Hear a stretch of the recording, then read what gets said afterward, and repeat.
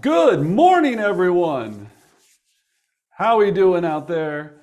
Oh man, look at all these old friends. Lane, how you doing? Jeremy, always good to see you, buddy. Eric, awesome to see you guys. This is fantastic. Well, I know we have quite a bit of people expected to jump on here, so we're pretty pumped up. So, virtual business planning, right? How we're going to survive and thrive in a ever-changing market. So, we're going to go into a lot today. We're going to go fast, we're going to go thorough, and we're going to make sure you leave today with an action plan, not just a business plan, but an action plan that is going to have you go through this interesting time and end up on the other side way better than anyone else. So we're going to have to do a couple of things to make sure that this works. You will need pen and paper. I've said that before, and some of you go, whatever.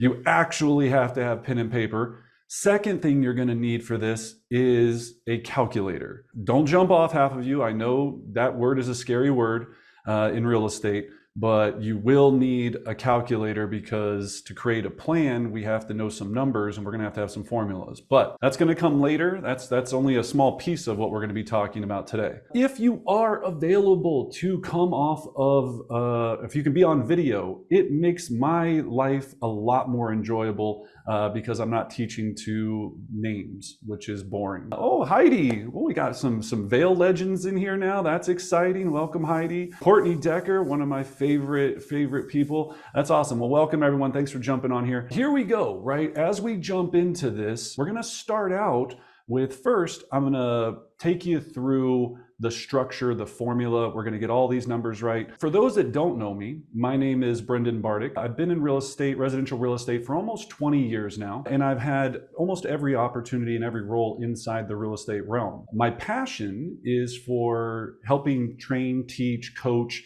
and hopefully inspire real estate professionals to understand that this isn't that hard. It's hard if you don't have a system. And so I love systems, I love structure, I love all of the things that most real estate professionals don't really enjoy. And I'm going to try to help you understand how to make some of these things fun, how to make some of these things enjoyable, and really how to make sure that you are on track to dominate the next 12 months. So we're going to jump right in. I'm also honored to be here with my friend, business partner, Anna McKeel. So Anna, any special notes for anyone before we jump in? Welcome. Hello. We are excited to get going. If you guys have any questions, don't hesitate to reach out to me in the chat box. We'll facilitate questions throughout the presentation. And I just want to remind everyone, this is being recorded. So if you miss something, not to worry, we'll send out a copy of the recording along with any resources that Brendan mentioned throughout the presentation. You'll get hard copies so that you don't miss a beat. And other than that, Brendan, take it away. As we move into this, we're going to start out with talking about a couple of major problems here, which is what's going on right now, right? So the current market has adjusted significantly. I mean, almost as if someone put their foot on the brake, and I'm getting calls every day, questions every day. Brendan, this is different. I've been selling for the last 5 years, 3 years, 1 year, 20 years, and I haven't quite seen something like this. What we're going to talk about is why this is happening for just a quick second, and then we're going to talk about how we're reacting to it. So first of all, the good news is this isn't going to last forever, just like any market adjustment. So for some of us that get a little bit paranoid, we're going, oh my gosh, did I get in the wrong industry at the wrong time? Markets correct all of the time. People always have to buy and sell real estate. What this creates is an environment for the true professionals, the people that are here today wanting to learn, to how to navigate this and take advantage when you just don't have to put a sign in the yard and have 75 buyers show up. When your buyers have 16 options to look at instead of none. So we're going to talk about some of those differences, but to get our mindset right first, we're going to have to talk about the problems that you as real estate agents are currently facing. So I want you to write these down, and some of these may apply to you, some of them don't, but we have to figure out what these problems are so that we can adjust and create a plan to solve them. So from talking to thousands of agents, usually what I hear is, I don't like data. And if you don't like data, it's extremely difficult to run a very successful real estate business, especially in a shifting market. So we're going to have to admit to that for some of us, and we're going to have to look at how we fix that. You don't know how to adjust when the market adjusts. So we just kind of go, you know what? I used to build my whole business on center of influence, and I could sell my friends at book club, and that was pretty sweet. And I made some cool cash that way. Not anymore, right? That's going to have to change. So we have to talk about that. You treat your business like a hobby and not a profession. So, we're not looking at this as a business. I start at this time, I work, I leave this time. I have models, tools, structure in place, right? I just kind of willy-nilly it and people like me. Most of you, not me, obviously, but you were banking on your good looks and charisma, right? That was your whole claim to fame. You were like, look, people like me. I'm pretty cheerful. I got a good Instagram following. I'm good to go. And then I wrote this one again. You don't like data, right? That's why I put it on there twice. It's that important to me to make sure, right? You don't like data. You hate your CRM. Right? Your contact management system. I talk to agents all the time and they go, Brendan, this CRM, I didn't get into this for data entry, right? I'm more of a people person. I like to do this, I like to do that. No problem. We're going to talk about some of that today. You don't know how to provide systematic value to your clients. So you have a core group that you take care of, but you can't scale outside of them because you don't have the system built. We're going to talk about that. And then lastly, and this is the most important one to me, is you don't know how to make people feel special at scale. So if you think about real estate, really our only job in this entire business is to make people feel special. It sounds cheesy, it sounds like a bumper sticker. My high eyes love it, right? My D's are like, shut up, Brendan, that's stupid. Right? But we have to make people feel special.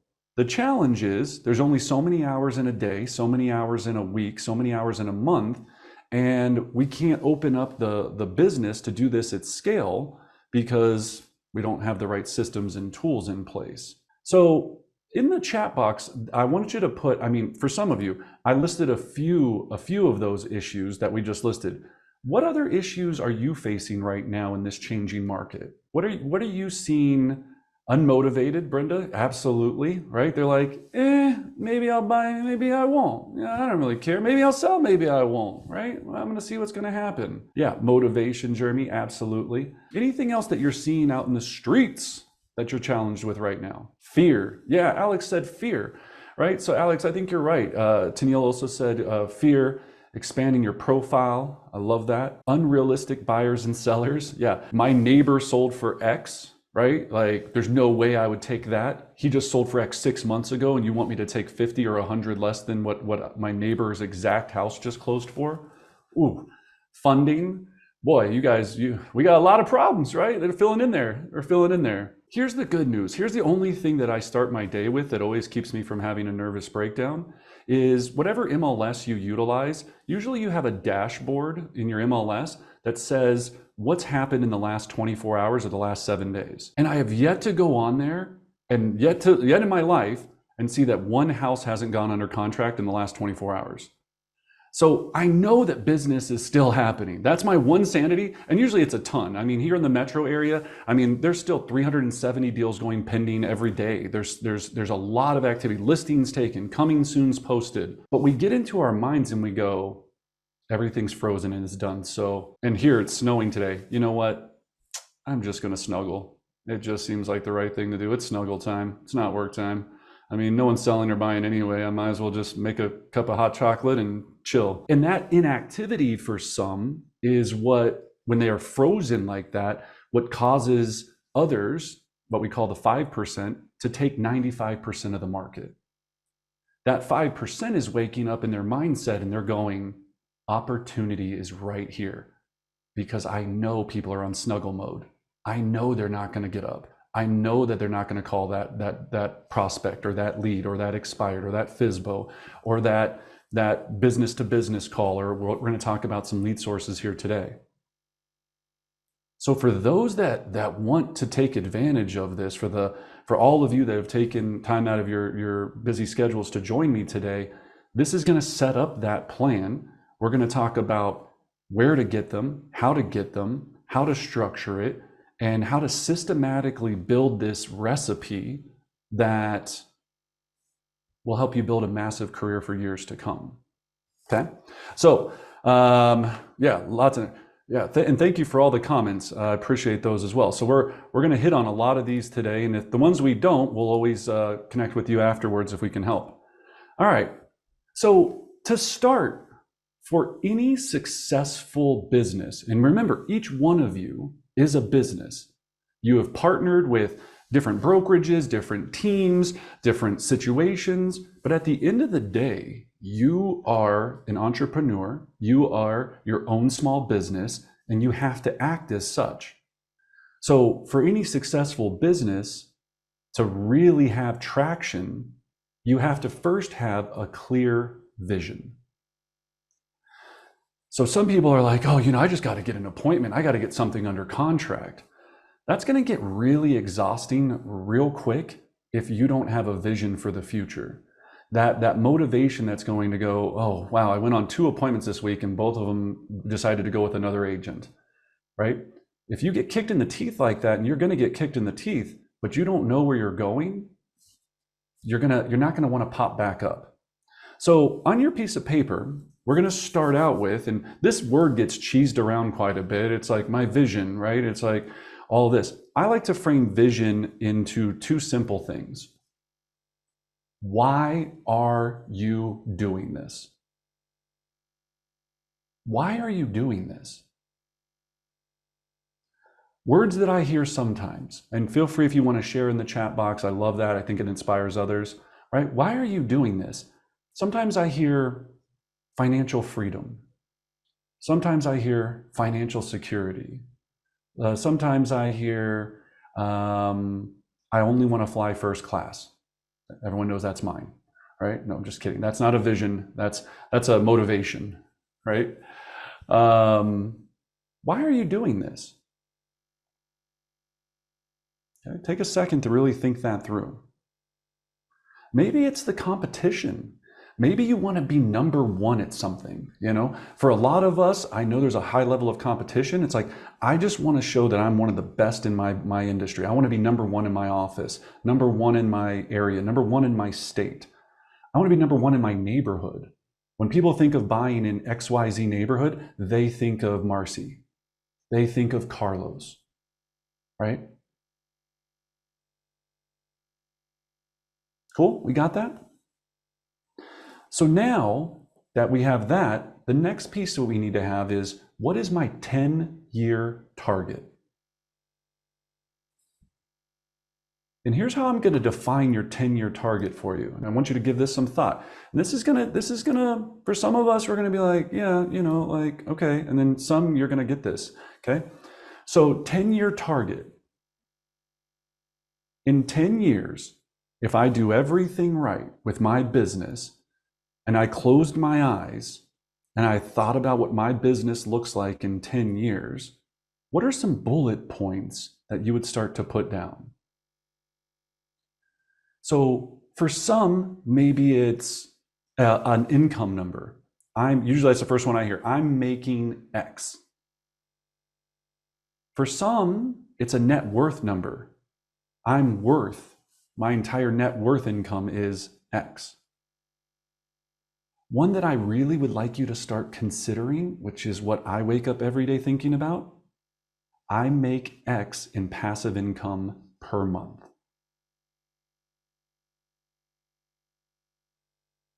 You want to get me going? You want to get me excited? Talk to me about passive income. Because otherwise we're just working to work. Okay, so maybe it's passive income in that 10-year target. Maybe it's a structure. I've got 3 personal assistants. I've got a fully automated CRM that has over 1,000 amazing clients in it that are receiving touches on a regular basis, that I do over 300 transactions from each and every year without thinking about it. Well, that's a lot. You're going to think about it. Somebody's going to think about it. You got to put a little thought into it.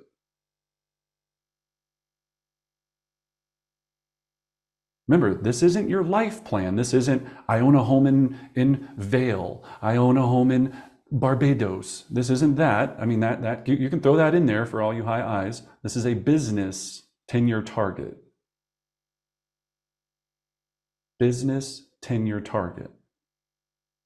I love that. Build a legacy for my girls for the vision. That's awesome. To bridge the wealth gaps. Absolutely, Tanil. Fantastic. Team of 5. Love it.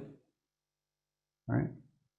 So 10-year target for your business. You should probably have 3 to 5 bullet points here. I'm just trying to push you to try to frame this. You know, again, I live and love all this stuff, but sometimes for some of us, we got to start triggering some ideas. And don't worry, it'll change over time. It'll change, you know, with different things that come up in your life. Cool.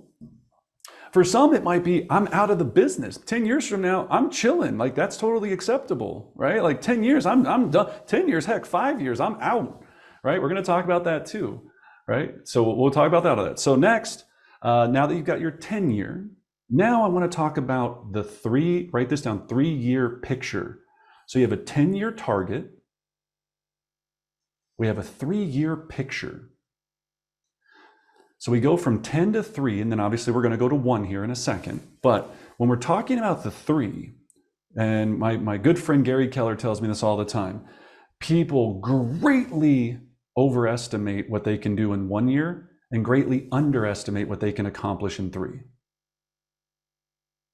People greatly overestimate what they can accomplish in 1 year and greatly underestimate what they can accomplish in 3. Because we all have these amazing intentions for the next 12 months. I'm going to do this. You know, you're like, yeah, I'm ready to go. And you get all hyped up because you just got back from some training. You know, you got back from some class. You're ready to go and you're all pumped up. Well, that's great. But without this 3-year picture, we can reverse engineer 3 years because we can actually start using some realistic data. Ugh, I know that word, data, right? But we can really start building something special in 3 years. The 10-year is where you want to be, right? The 3-year is, I'm going to use some simplistic numbers here to really figure some things out. So same thing with your 3-year picture. Let's start putting some bullet points. So whether you have to close your eyes or not, I like to close my eyes because I like to just vision it, right? Or see it in my mind. What does your business look like in 3 years? You did everything right. You nailed it exactly the way you were supposed to. If I know some people are joining us from the mortgage industry and some other industries, but most of us have a closed unit goal, right? For a lot of people. How many units are you closing in 3 years? How much are you making in passive income monthly in 3 years? How much leverage do you have? And that's a key word, right? Our triangle for all of you, leads, listings, leverage. That's the triangle to any successful real estate business. We have to have enough leads. We have to be focused on getting listings because they generate more leads and control our time. And then we have to build leverage around our business so that you don't have to be there every single day doing the grunt work, if you will. So what does your 3-year leverage plan look like? So for those that don't have yet a personal assistant, it's nice. I don't care what you have on your plan, just put side asterisk next to it, personal assistant in 3 years, right? I'm telling you, it's the best. You want that, okay? But if you don't, that's fine too. All right? Would anyone like to share what their 3-year picture looks like? Or just 1 or 2 things on it? Oh, Tamara, or Tamara, sorry, can't spell or read today. Yeah, please. No, you're right. It's Tamara. It's like camera. So there we go. right. I was lucky. Thank you. How are you? So yeah, I've never thought about a 3-year picture, so I appreciate it actually.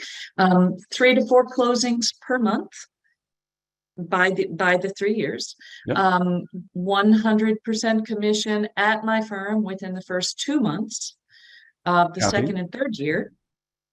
$2,000 of a month of passive income, because I'm not clear on where that's going to come from. I don't really have a plan in place to develop passive income, so I kept it low. And an admin person in place for sure. Love it. Give her a hand. That is a pretty decent looking 3-year picture, right? I love that. I love that. Excellent. So yeah, that's pretty much textbook how you get a 3-year picture.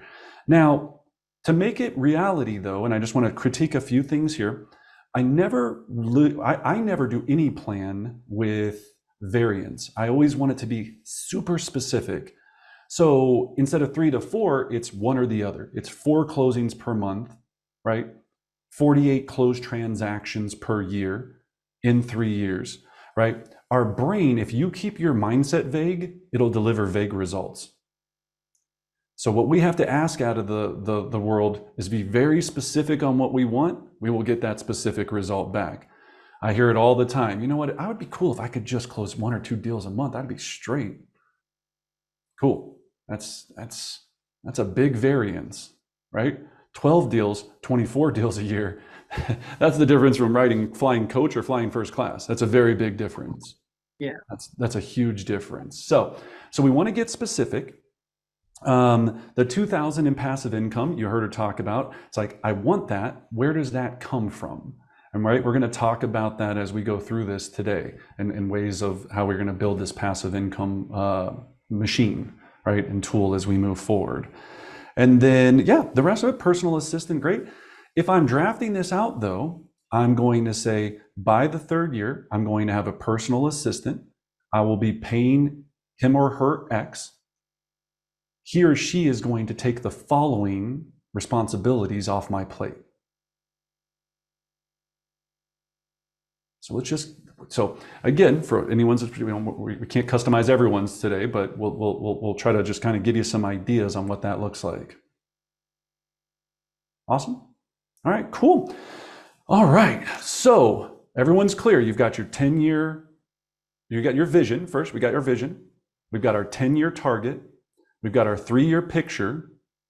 And now we're going to get into the fun stuff, which is going to be our 1-year plan. Okay. So as we get into this, right, as we develop a 1-year plan, I want you to take a second to think about your ROS, your real estate operating system, right? So what's your real estate operating system? Every computer runs on a system. Every car runs on a system. Every successful company that's out there runs, Chick-fil-A runs on a system. If I asked you right now to define me your real estate system, what would you say? So take a second to think about that and write that question out. What is my real estate system? If you're struggling going, that's why I'm here, dummy. Fair enough, we're going to cover that, right? That's why I'm glad, right? If the answer is, that's why I'm here, awesome. If you have some great things going, write those down, right? You're like, I crush these 2 or 3 things, right? I know an agent that does almost 200 deals a year from delivering pies over Thanksgiving. And she does this special thing with how you get whipped cream, which sounds weird, but it's actually really cool. But like 200 deals a year from dropping off pies, right? So now you're all going, I got to go buy pies. Think about it. It's not just the pies. There's about 60 steps that back out of the pies that touches her database that makes all of that system work. But that's how she does that. She has something like 11% market share in her tiny little pie-loving town, right? So you don't have to be worried about like system being like, I got to build Apple. I know people that do a ton of business off of very simple things, but they really are focused on them and they've mastered them and they have them visual. We're going to talk about building some of those systems today. All right. So every system though, and this is where we get stuck a lot of times, has to have a formula. Okay? If you were to go bake a cake today, there's a formula to bake that cake so it doesn't taste disgusting. Right? If you put too much of this in, too much of that, you go and decide, hey, I'm going to get cute and throw some broccoli in the cake. It's not going to come out good. Right? Alex, you know what I'm talking about. Right? There's a formula. So we're going to break into this formula. We're going to get a lot of this down. And then once we know the formula, then we just have to know how do we increase it and how do we add to it. So, because we just know 1 + 1 = 2, 99% of the time. I'm sure there's some people that would disagree with that, but whatever. I just know that that's the fact, okay? So let's start. Now I want you to get a clean, brand new piece of paper here, all right? We're going to get this formula down for you. Because once you know this formula, then we can talk about how we're going to apply it to your style of business after this, right? If you're a heavy networker, if you're a cold calling killer, if you're a direct mailing ninja, if you're a pop by whatever, I don't know what comes after pop by, but fairy, right? I don't know what it's dropping off stuff on the front door, right? Something. Thanks, Jeremy. I don't know. We're going to figure out all of those different categories because not one of us on here will do real estate exactly the same way. Not single one of us here. Okay. So on a blank piece of paper, my 3 favorite letters in the entire world, I want you to write at the very top of your paper, which is GCI. Now, if you're joining me from other companies, you can just put revenue, or other industries, just put revenue. In real estate, though, GCI, gross commission income, is the first piece of the formula that we have to figure out for our 1-year plan. Okay? So you're going to say GCI, then equals, and then I want you to write the number. How much gross commission income do you want to earn or receive? Hopefully, you got to kind of earn it in the next 12 months. Now, for all those that are going, I don't know, here's the number I always hear for the new people, 100 grand, right? It's always 100 grand, 100 grand, 100 grand, 100 grand, right? It's always 100 grand. I get that. That's cool. Let's give it a little bit of thought. And here's how we're going to break down some of this thought. First, I know we have people from all over the country joining us. It's very different for some. My good friend Heidi, she's in Vail. Average list price is 1.4 million.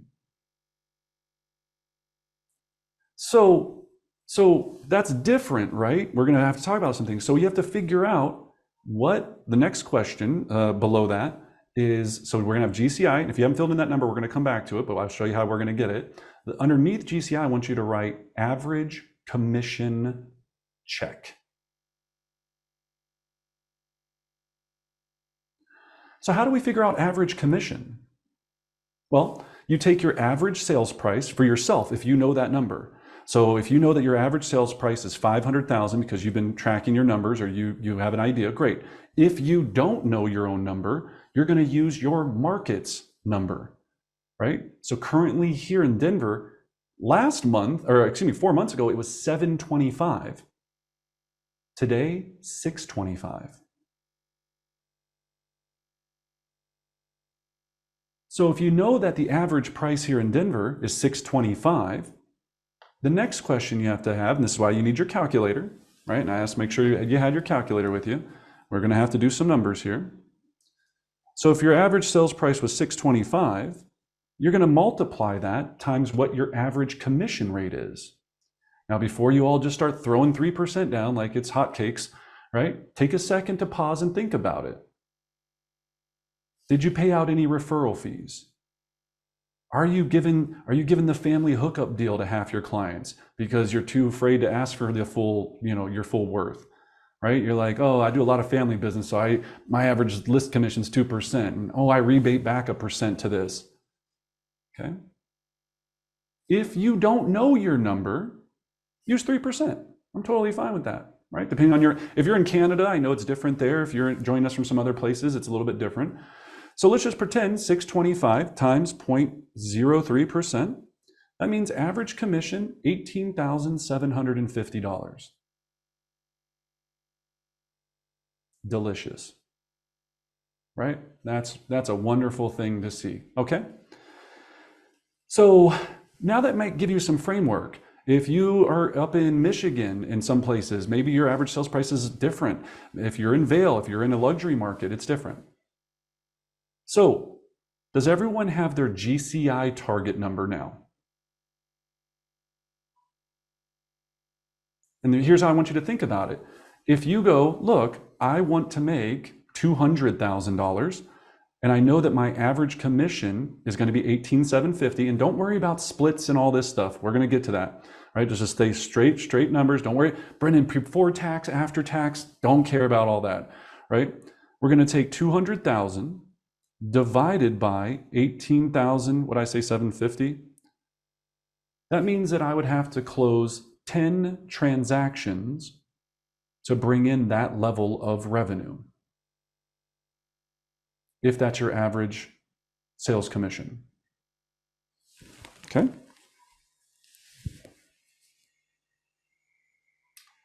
Cool. Everyone good? I love it. I'm sorry. What was that formula again? So you're What going to divided take by? So you're going to take how much you want to make. So if your target goal is, look, this next 12 months, I'm going to make $200,000. You're going to take 200,000 divided by the commission check, the average commission check. So if your average sales price is 500,000, I just know that number because I always use it all the time. Your average commission check at 3% would be $15,000. So you would take 200,000 divided by 15,000. And that's going to tell you how many units you need to sell in the next 12 months. Dope. All right, let's move on.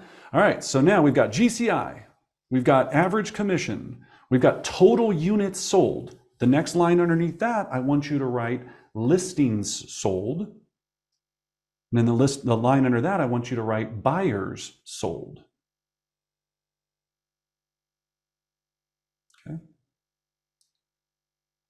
So I'm going to do this again from the start, just so, again, people can play along with me as well. So I'm going to just do 500,000 because it's just easy number and it makes it nice and rounded. But like I said, if you know yours, you can do that. And remember, once we get this done, you're going to be able to critique this afterwards. You can tweak it a little bit, do all that fun stuff. So this year, I want to make $200,000. I know that my average commission check, because my average sales price is 500,000, my average commission check is 15,000. So I'm going to divide that by 15,000. That means I have to close 13.33 closed units, right? I'm going to round up because I can't sell a third of a house, right? So I'm going to close 14 units to be safe, all right? So out of that 14, how many of those are going to be listings? How many of those are going to be buyers? And you're going, 50-50? Well, let's think about the stats. Here's what I know on average. Most agents, 70% of their business is buyer side sales, 30% listing side. 70% buyer sales, this is national average, 30% list side. Okay? If you know your number and you go, look, I'm a listing beast, right? Like I don't even deal with buyers. You're 90% listings, 10% buyers. Well, then you would know that number. Okay? So I'm just going to go off the national average. So listings sold, I'm going to take my 14 number. That's how many total units. I'm going to multiply it times 0.7, or excuse me, times 0.3, 14 times 0.3, and I would have to sell 4.2 listings. Okay. We will round down here because it'll make sense. So listings sold, 4. So how many buyer sales would I have to have? Dang, Heidi, with the math real quick. That is correct. You win 10. It means I'm going to close 10 buyers because I'm closing 14 deals. All right, everyone tracking on this? I want to get this right. This is a safe spot, skate spot. If you're like, whoa, hold up, I don't get this math, hit the pause button. Because if we don't get this formula right and you leave here today and you go, numbers are stupid and I don't, good luck. Good luck to you. You're screwed. Enjoy selling your 5 to 7 homes a year for the rest of your life. Okay? So just make sure if you have questions, ask now. All right, cool. So we've got 14 total units, 4 listings sold, 10 buyers sold. If you're thinking you're going to be 50-50, maybe you were 7 and 7, maybe if your total number was 20 because you want to make 250 grand, whatever those are, you can play with that. You're starting to see the formulas here, right? Okay. The next line underneath that, listing appointments. So I have to know how many listing appointments I need to go on to close 4 listings. Now, this is where we get into the differences of a recession-proof market and things that are a little bit different now, right? I think we're all going to agree. Did it take less appointments the last 10 years to take a listing than it might take now? For some of you, maybe. For some others, maybe not. We're going to talk about that. Okay, so let's talk about listing appointments. Traditionally, and I will say traditionally, we do 2 listing appointments for every 1 listing sold. And I'll explain why, okay? Because once you start opening yourself up to more business, now some of you are going, I take every listing appointment I go on and they sell. I'm just, Susie superstar, right? Great for you. As we go into a recession market, you're going to have to start going on some appointments that you normally might have not went on, and you're going to turn them down, right? You're going to go meet with a for sale by owner. You're going to go meet with that one seller who was like, I want 2.5 million. You're like, the house is worth 1.7, bro. Like, it's not going to happen. In your head, don't say that to them outright, right? But they're going to go on that appointment, and then you're going to go, as a business decision, I'm not going to take this listing because it's going to waste my time, money, and headache because they're so far out of the realm. So you're going to turn that listing down. So on that notion, just on our equation, if I had to sell 4 listings, how many appointments would I need to go on? Thank you, Heidi. Thank you, Heidi. That's right. 4, that is correct. So 4 listing appointments, let's go ahead and put that in, or whatever your number was for your scenario, but a 2-to-1 ratio. And here's why, the next line, why you want to be a listing agent. So below this, if we have listing appointments, next thing we need to know is how many buyer appointments.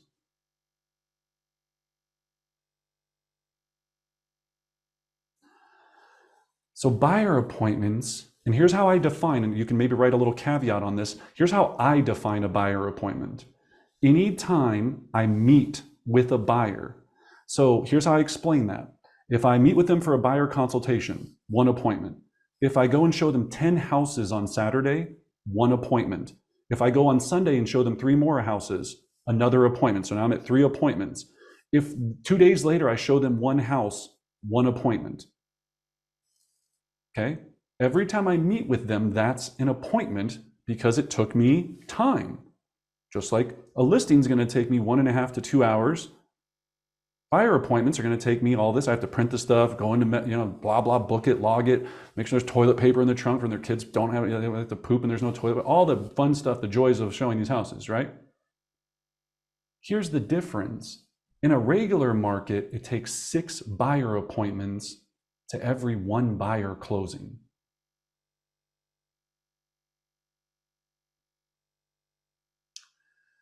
The question now is, how many does it take in a shifting market? Because some of you just go, 6? What? Like, I take people out twice and they buy every time. Liars. You are lying to yourselves. That's a lie, right? Some of you are like, I only show serious buyers. So yeah, I'm talking all of this, right? You know how many inspections I've been to for a listing? You know how many inspections you go to with a buyer? 1. That's twice as much work. Think about it. Okay? So I would put, to be safe here, and we would rather be conservative, I would put 8. It's going to take you 8 buyer appointments on average. Now remember too, when I mean buyer appointment, you might go meet with a new buyer that's not pre-qualified yet because you're getting out there and you're meeting people. You might meet with a buyer that has to get credit repair. You might meet with a buyer that might be a buyer 12 months from now because they're going through a divorce. Don't think it's just, sometimes we get stuck in our head and we go, I go and show this many houses. That's not just it. It's getting in front of people. I want you to get out there right now. You're going to have to meet more people that are maybe not as qualified as they used to be to build up your garbage pipeline, to turn that garbage into diamonds. Before you could just work with diamonds. Now we got to get, I guess, what is it? Coal? Coal. We got to, I don't know if that word makes, I don't know, whatever the hell makes diamonds, right? You got to start with something at the top. I think it's coal. I don't know. It's coal, right? That's what the pressure creates it. Yeah, okay, cool. All right, you know what I'm talking about. All right, cool. Just make sure you're awake. All right. So if we have to close 10 buyers, 80 buyer appointments. All right. If you're using that number, if you feel you're 6 or you feel you're 5, or you actually know your numbers, I know a lot of our team, a lot of our group is on here and they know their numbers, use that number, right? So underneath, so now let's recap. If you're playing along at 500,000, right? I want to make 200 grand. My average sales price is 500,000. My average commission check is 15 grand. I need to sell 14 units. I need to sell at a 70-30 because depending on your style, we're just saying on the national average, I'm going to sell 4 listings. I'm going to sell 10 buyers. I'm going to go on 4 listing appointments. Whoops, I was wrong. 8 listing appointments. Thank you, Heidi. 8 listing appointments, I apologize, to sell 4. And I'm going to go on 80 buyer appointments. See why listings are awesome? Okay. So now underneath that, I want you to write total appointments and then whatever your number was. In this instance, right, it's going to be 88 appointments. Out of 365 working business days. Well, that's not working business days. Out of 365 working 7 days a week business days. We're going to talk about the weeks here in a second. So don't freak out. Oh, thank you, Alex. Yes, 8 listing appointments. Thank you. Yeah, absolutely. Appreciate that. Cool. So total appointments, 88. So now we have to think about what leads us to an appointment. The nastiest word in real estate, contacts, or what I like to call conversations about love, right? Because I love money. And when I get to have these conversations, it turns into money. So it's all how you frame it. For me, it's conversations about love. Contact sounds like a skin irritation, right? And that's not pleasant. It's how we frame this, right? I don't want contacts. I want conversations about love. All right? So how many conversations do I need for every appointment held? And that's what we're going to think about now. So I'm going to give you some numbers because we track all of our numbers here at Elite Home Partners. And it's very exciting today. We're launching our new company, which is Elite Home Partners. So you'll hear me say that sometimes. Everyone's like, what's up with the Bartic group? We've now, our whole team has come together. We're all agent-owned, agent-operated, and now we are Elite Home Partners. So it's an exciting day for us. Coming to a city near you soon. But at Elite Home Partners, we track all of this data, right? All this information. And generally, in a non-recession market, it would take 50 conversations about love for 1 appointment held. Okay? 50 conversations to every 1 appointment held. So let's just look at those numbers for a second, right? If we said, okay, 88 appointments times 50 love conversations, that's 4,400 conversations about buying or selling real estate. Some of you right now just said, click, I'm out, peace, right? Like, I understand. This is to make $200,000 a year. You know what percentage of the country makes more than $200,000 a year? 1%. That puts you in the 1% group. 200 G's to talk to 4,400 lovers, right? Okay. So here's what's exciting though, even if we're going off this number, we're going to talk about messing with this a little bit. 4,400 divided by 46, and I'm going to explain why, working weeks. Not 52, because you're going to have holidays, trainings, snuggle days, snow days, all this BS, right? Right? So you're going to work 46 weeks. 4,400 divided by 46, and you can set your watch to it, 95 conversations a week. 95 conversations a week divided by, and I know this is a stretch for some of you, 5 working days. I have to have 19 conversations a day to be in the top 1%. And I will tell you, this number has worked for years. This worked during the last crash. This number worked in all the times. What do you think the average agent averages in love conversations per week? Put it in the chat box. What do you think, a guess? Just not hardcore prospectors, average agents. Or maybe yourself. How many conversations are you having a week about buying or selling real estate? 19 a day. I love that. 20, Grace, I love it. 20 a week though, right? Grace, 20 a week? Or is that still a day? I hope she's a day. So this is, 10 to 15 per day. I love it. 6 a week. Excellent. Right? So some of you, and I'm going to explain how this changes. Some of you, remember, this is 50 on average. Some of us that are brand new, that number is going to be much higher, because you don't know what you're saying, what you're doing. You're hitting that tree. You don't have an axe. You're hitting that tree with a baseball bat. You're like, I'm going to cut this sucker down. I don't know how, but I'm just going to keep swinging at this sucker. It's going to eventually fall, or I'm going to break this bat, right? Others, we've sharpened the tool. Role play. We have experience. We are naturally gifted, right? Jeremy, right? He's naturally gifted. Jeremy's a very talented role play specialist. So when he's on the phone, it might take him 35 to have that same amount of conversion ratio.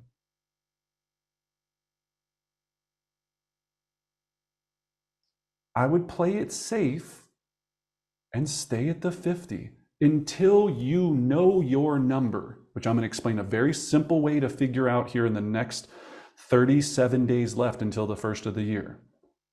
Think about that. 37 days left until, or 36, I got lost. 37 or 36, until 2023. Okay.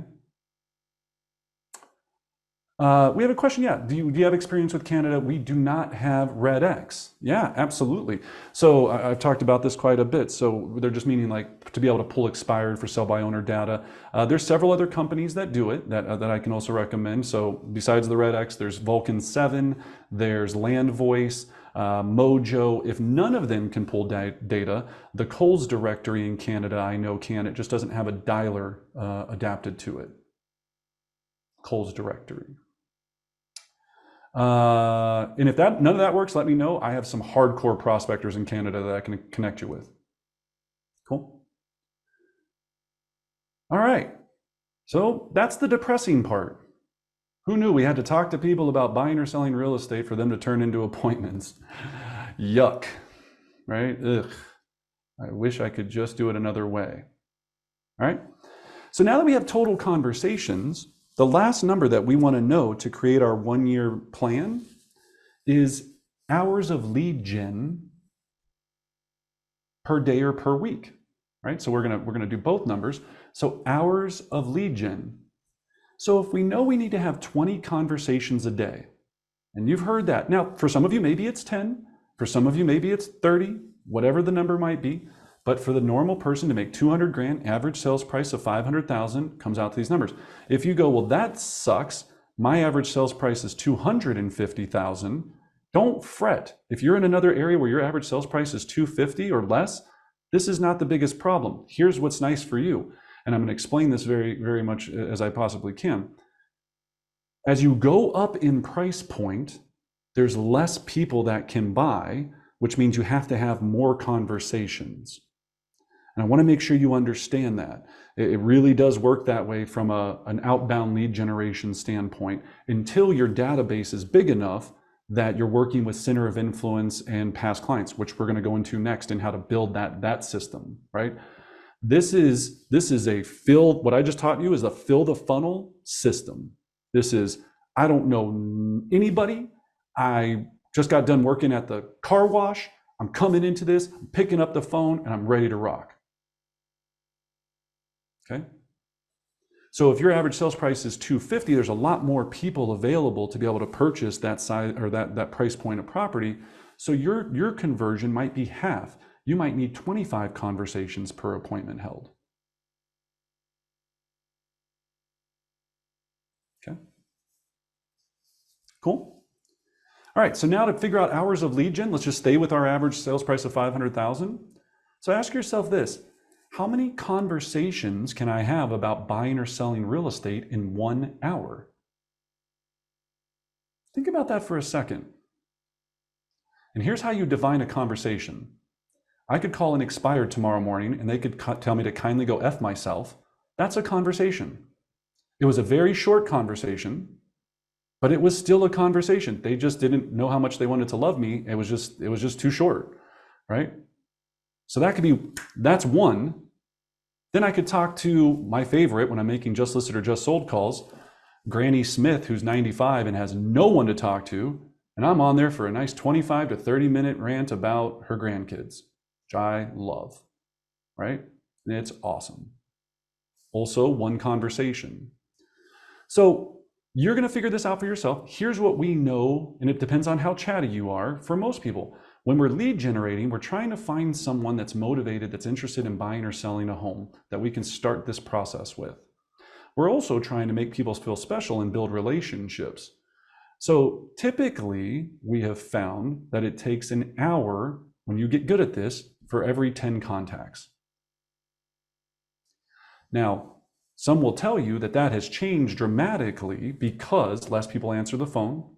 The call dialer sophistication has become more this and that. So you're going to know your numbers. This is for just the outbound cold callers, right? Do you think you could have 5 conversations an hour? I would go with that as your safe number. So to make $200,000 every year, like it's clockwork, and provide for your family, you have to spend 4 hours a day talking to 20 people about your love for real estate.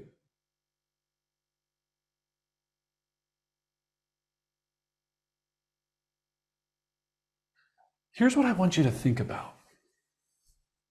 If it's that easy, why do so few people do it? In my own office, right, not my team, but our actual office, when you look at the statistics of an actual office, only 18% of any real estate brokerage office makes over $100,000.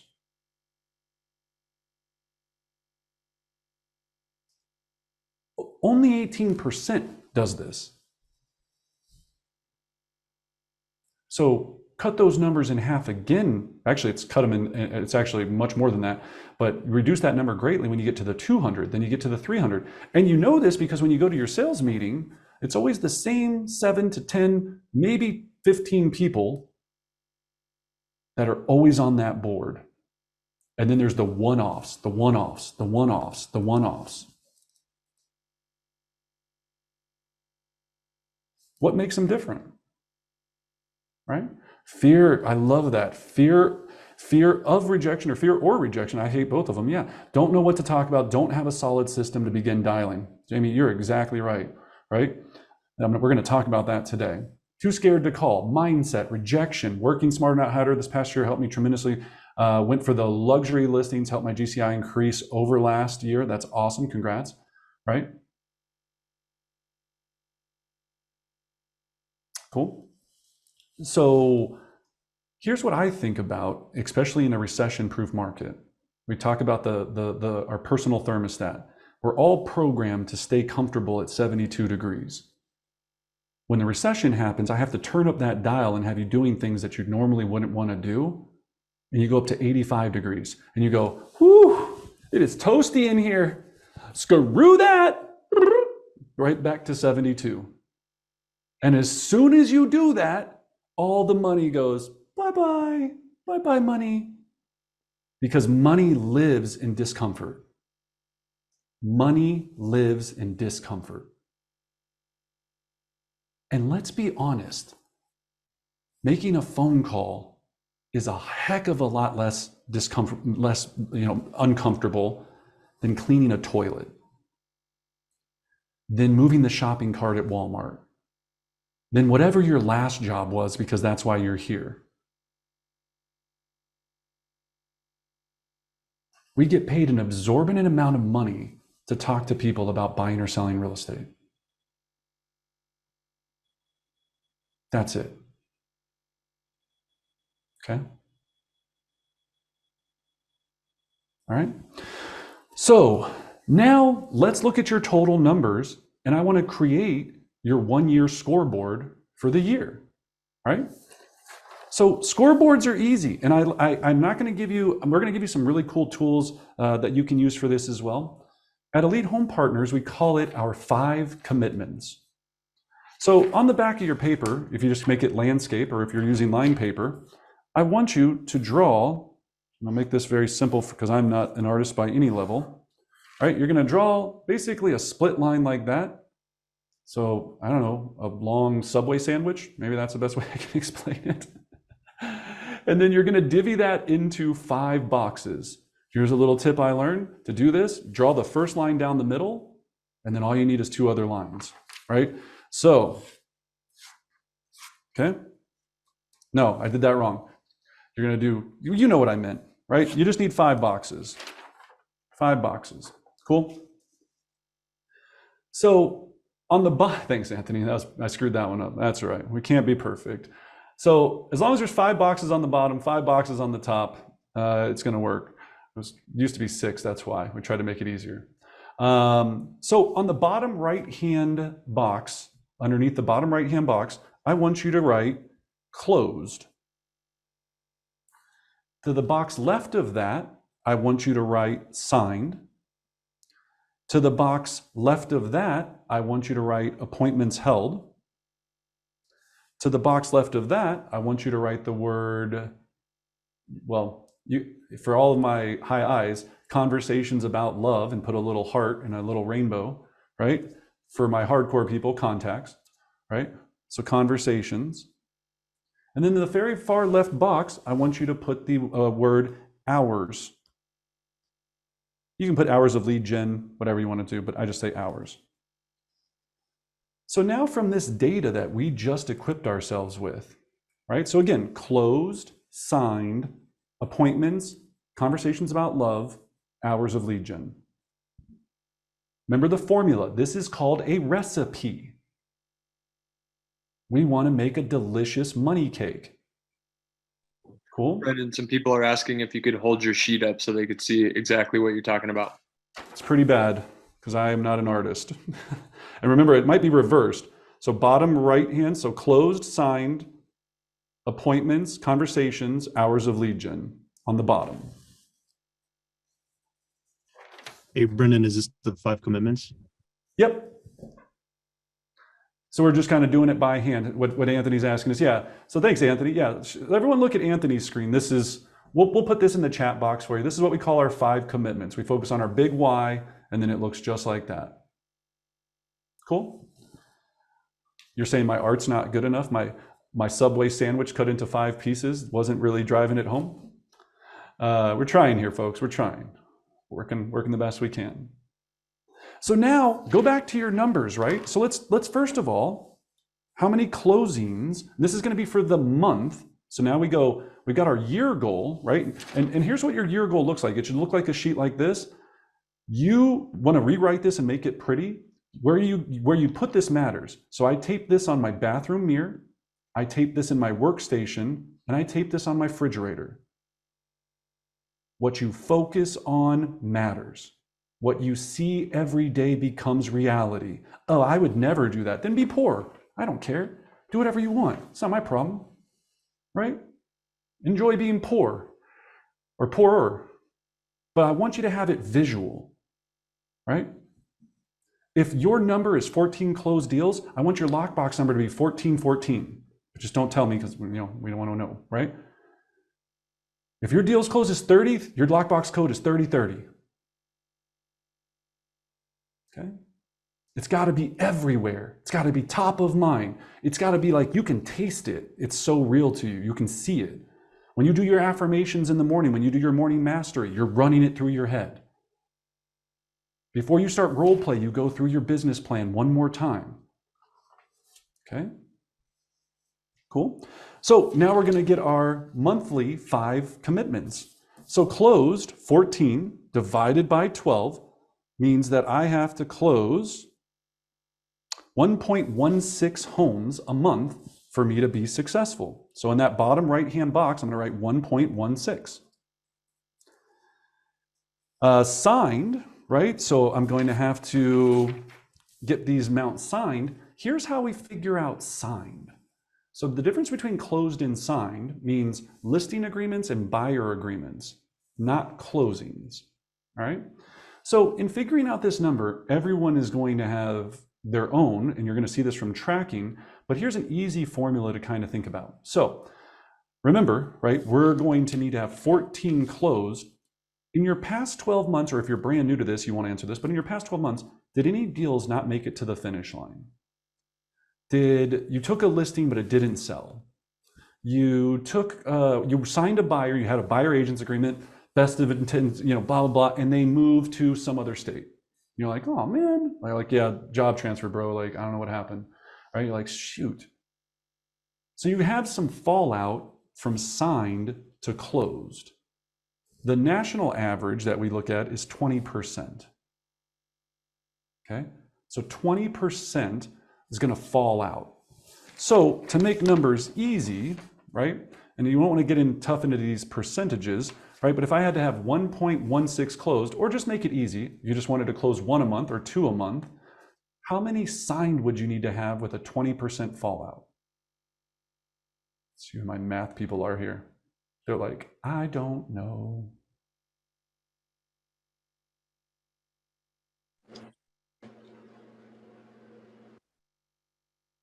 $5.8.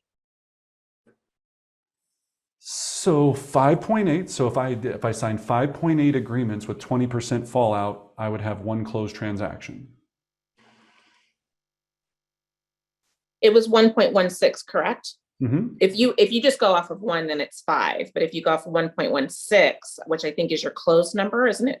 5.8. Right. So at least she's trying, but that is incorrect.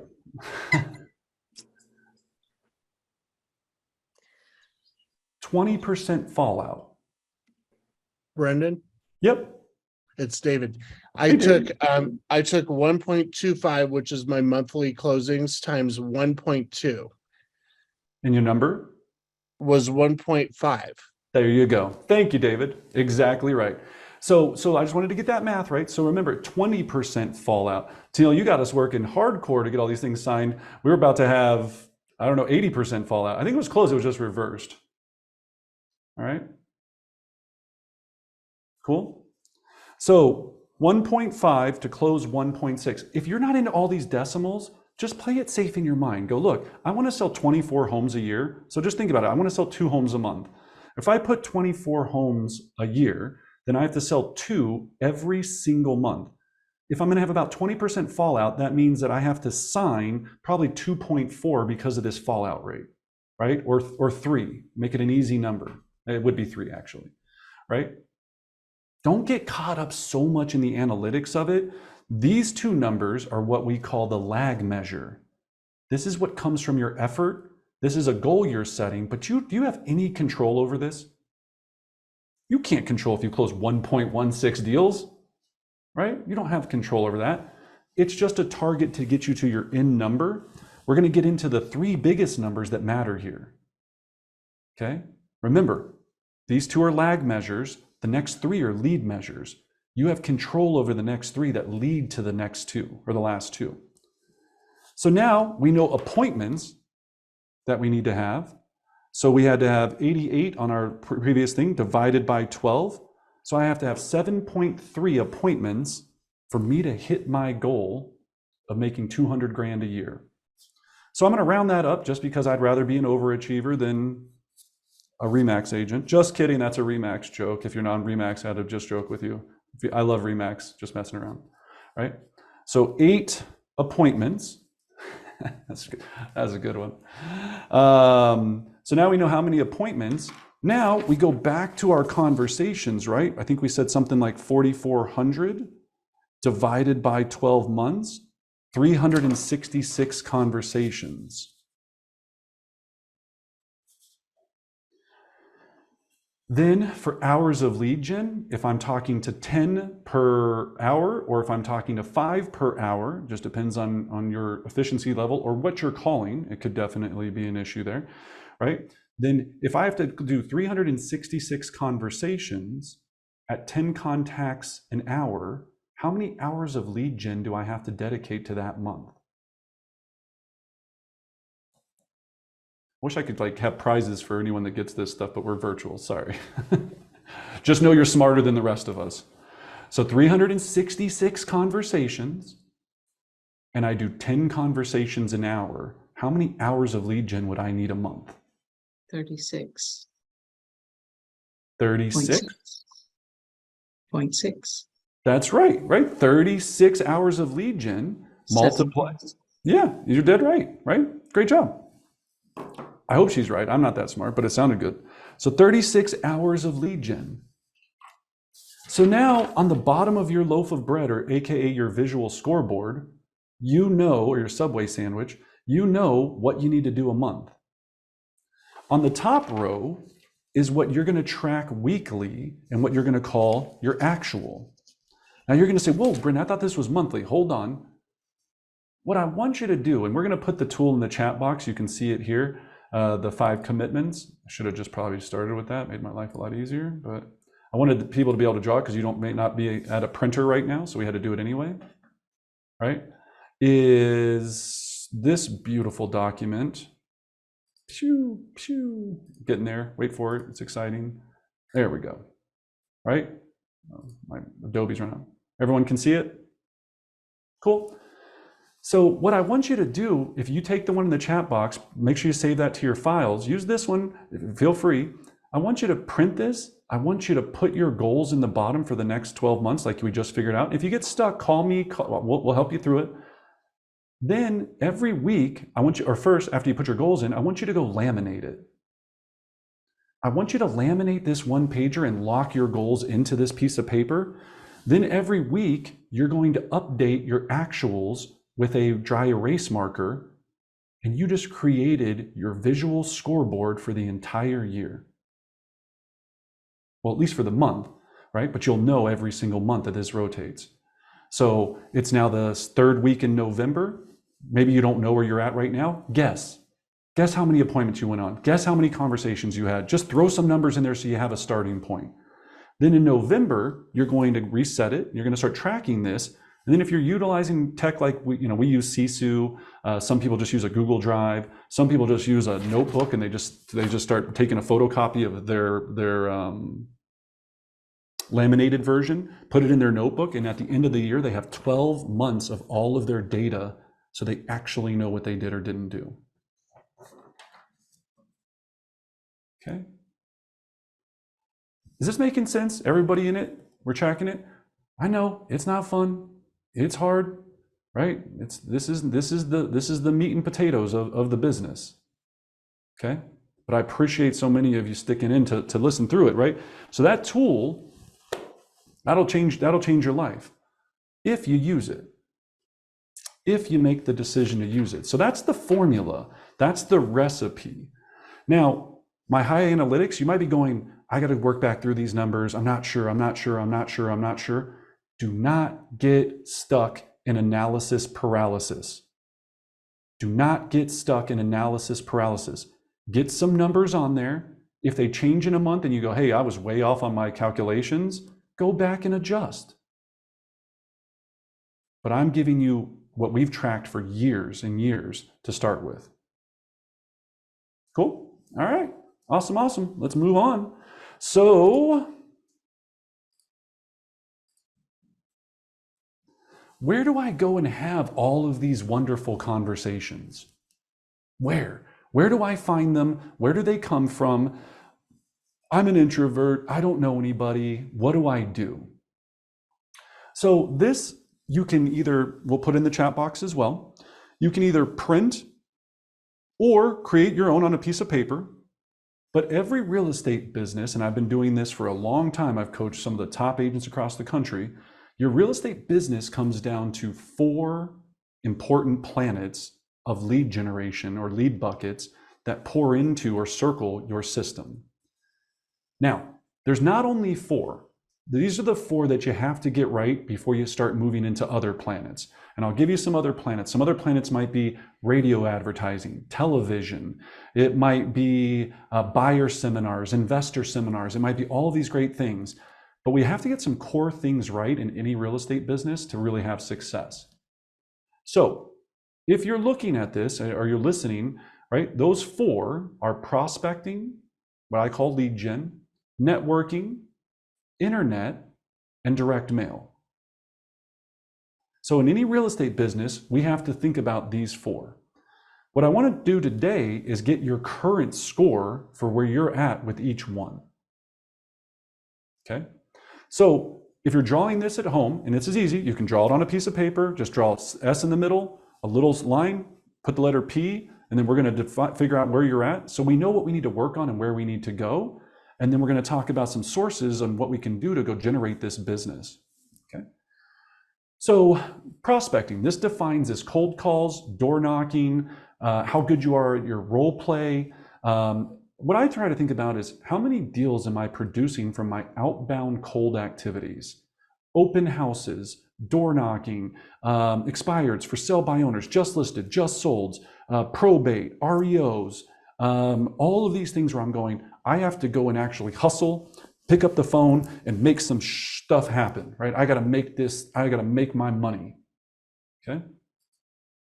With 100, meaning you are the most amazing lead generator on earth. Your systems are dialed in. Your triple line dialers on point. You're taking 2 to 3 expireds every single month like it's clockwork.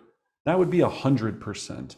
If you go, I hate prospecting, I would rather flush my head in the toilet than ever have to do this, then you'd be a 0. Where would you score yourself right now?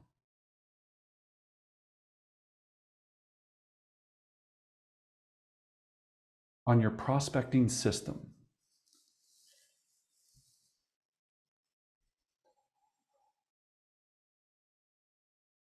Danny said he was able to get the 4 planets PDF, but not the 5 commitments. Not sure why that wouldn't work. Maybe try to click on it again. I think it works there, Danny. Sorry. It opened for me. I'm not sure what's happened there. If you drop us or shoot us an email address, we can always get it to you afterwards as well. Cool. Let's move on then. Well, any questions on prospecting? Everyone cool there?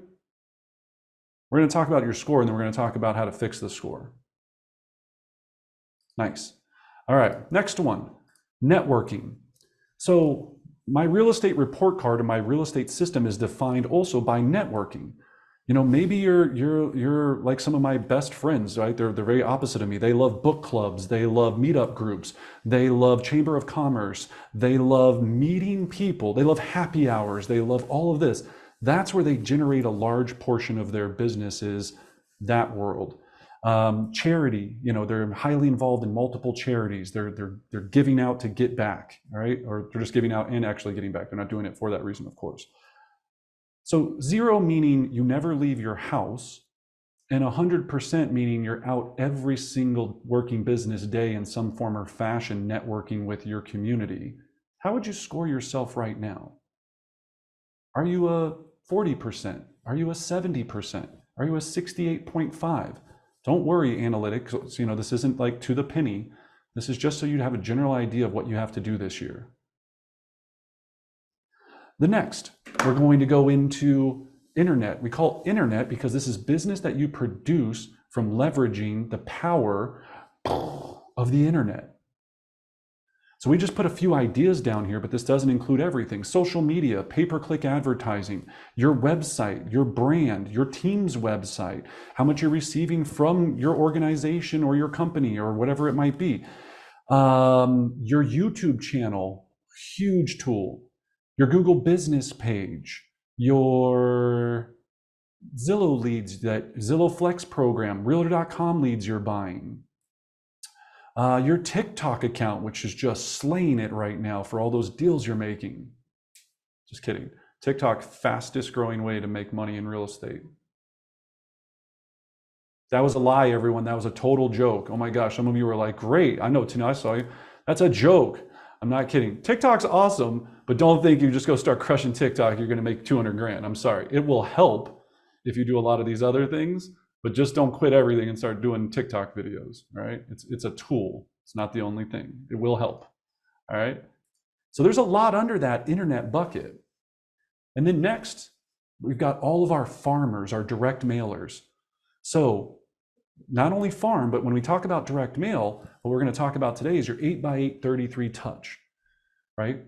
Your systematic way to scale and make people feel special at scale. Postcards, right? Mailing to your farm. I'm going to dominate XYZ neighborhood. Thank you cards, right? Whatever your direct mail is, where you're making somebody feel special by putting something in their hand of value that's either important to them or that provides them real estate value information. So if you don't ever write anything, send out, if you haven't had anything with a stamp on it in a long time, just put 0. If you're generating business from your direct mail, you're doing it at a certain level, whatever, put that score. If you're doing 25, 35, 40 deals from your farm, which I mean, there's people in our office that do 70 deals a year from their farm, then put 80, 90, 95%. Be like, I got that on lock. Okay. So now what I want you to do, as you see the line above, if you're doing this on a piece of paper at home, which I hope you are, just draw a line above it and then take these 4 scores, add them up, divide them by 4, and that's your current lead gen system score or rank. So add up all 4 scores, divide that number by 4, and now you have, most of my competitive people apply it to a letter grade. That's your real estate grade right now.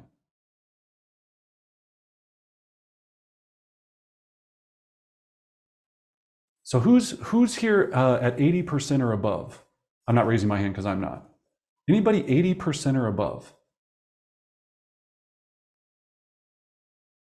Awesome. Well, good. Then we're all being honest. That means we can actually be honest here and do some work. Thank you, Tamara. 63.75. I love it. I love that. 63. Excellent. That is awesome. Thank you for being honest too and being willing to share. That's great. 63.75. So cool. You don't have to put yours if you want to share. That's awesome. But she knows her score now. So now all we have to start thinking about every single week is, how do I improve each of those 4 buckets just a little bit? Just 2 or 3 percentage points, maybe 1 percentage point, 2 percentage points. So the easiest way to do this is what we focus on matters. Now, with our company, we have a sheet that we all track, and we review it every single week.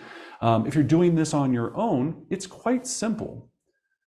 I love whiteboards. If you're not in the whiteboard game, you probably want to have a whiteboard. If you don't have a whiteboard, you're still just going to use a piece of paper, and every single Monday, you're going to take a blank, I'm running out of blank, you're going to take a blank piece of paper, and you're going to write down those 4 categories. And then underneath each one of those categories, you're going to say, this week, I'm going to commit to doing this to improve my planet. So for example, let's start with prospecting. Maybe it's something simple that week and you just go, I'm going to attend 2 role plays. I'm going to find a role play partner. And for those that don't know what that means you practice real estate, love conversations together so you don't look like an idiot when you talk to people, right? It's a very important piece of the business. You get paid to talk. Why would you not practice it? Well, I don't know anybody to role play with. Go on our Brennan Bartic Facebook group. We have live role play 4 days a week, Monday, Tuesday, Thursday, and Friday. No, 5 days a week. We have it on Wednesday now too. We changed our team meeting because it was that important. Yeah, 5 days a week. You can join us anytime. You can come in and be a wussy and just listen. You can come in and be a hardcore and participate. You're gonna look stupid. It's okay. These are realtors. They don't pay you. Don't matter. Remember what we talked about, hitting the tree with the baseball bat? If you want to make your life easier and go from 4,400 conversations to make 200 grand to 2,200, you got to sharpen the axe. We got to go through that tree a lot faster. Okay? That's the importance of it. I've been role playing for 18 years now. In and out of real estate. That's a role play joke. Anyway. So moving forward, right? Now we know these buckets. So that's the easy way to do it, is what we call your focus sheet. So we're going to start working on those items. So I gave you one example for prospecting. Let's go to networking. If it was me and I was starting out tomorrow on my journey, or today, I'm not even going to show you tomorrow, I would go, you know what? The one thing I really need to work on networking is I need to meet some people. I don't really know anyone. So I'm going to join at least one meetup group. I'm going to start a book club. I'm going to start a wine and cheese group. I'm going to have a barbecue at my house. I'm going to have coffee with 3 of my favorite people, or what we call ambassadors. I'm going to have 3 coffees with ambassadors this week. do you see what I'm saying? You're just giving yourself the ability to take this big elephant and bite-size it down. Because the number one thing that everyone asks me every day, Brendan, all of us, everyone here that's joining me today, they have the best intentions. All of us, the best intentions. Sometimes we don't know what to do.